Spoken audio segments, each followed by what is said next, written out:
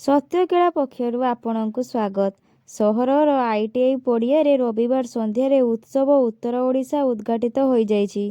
ମୁଖ୍ୟ ଅତିଥି ଭାବେ ବାସୁଦେବପୁରର ପୂର୍ବତନ ବିଧାୟକ ଅଶୋକ କୁମାର ଦାସ, ମୁଖ୍ୟ ବକ୍ତା ଭାବେ ରେମୁଣାର ପୂର୍ବତନ ବିଧାୟକ ସୁଦର୍ଶନ ଜେନା, ସମ୍ମାନିତ ଅତିଥି ଭାବେ ପୂର୍ବତନ ବିଧାୟକ ସୁଧାଂଶୁ ଶେଖର ପରିଡ଼ା ପ୍ରମୁଖ ଯୋଗଦେଇ ଉତ୍ସବକୁ ଉଦ୍ଘାଟନ କରିଥିଲେ।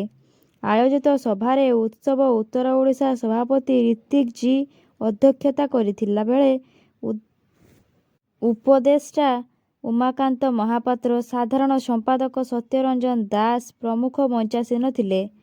ଉପଦେଷ୍ଟା ସଞ୍ଜୀବ ଗିରି ଅତିଥିଙ୍କୁ ମଞ୍ଚ ଆମନ୍ତ୍ରଣ ଜଣାଇଥିବା ବେଳେ ସାଂସ୍କୃତିକ ସମ୍ପାଦକ ଧୀରେନ ନାୟକ ଧନ୍ୟବାଦ ଅର୍ପଣ କରିଥିଲେ। ପରେ ବିଭିନ୍ନ ସାଂସ୍କୃତିକ କାର୍ଯ୍ୟକ୍ରମ ହୋଇଥିବା ବେଳେ କଣ୍ଠଶିଳ୍ପୀ ଆଶୁତୋଷ ମହାନ୍ତିଙ୍କ ସଙ୍ଗୀତ ବେଶ୍ ଚିତ୍ତାକର୍ଷକ ଥିବା ଦେଖାଯାଇଥିଲା।